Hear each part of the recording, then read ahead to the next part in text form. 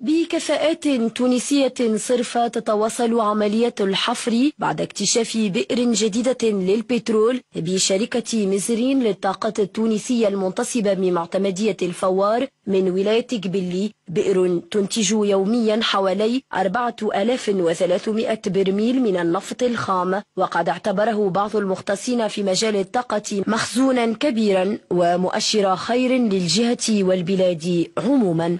عندنا تو 87 يوم بالضبط معنا ملي تم معنا الحفر.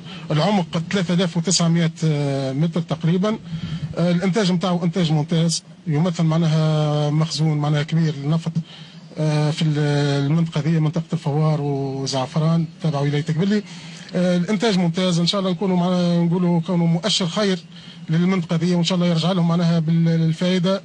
زكريا حمد وزير الصناعة أكد على أهمية هذه البئر في دعم الموارد الطاقية ببلادنا، سيما في ظل العجز الكبير المسجل في مجال الطاقة. كان ذلك على هامش زيارته لموقع البئر بمعتمدية الفوار.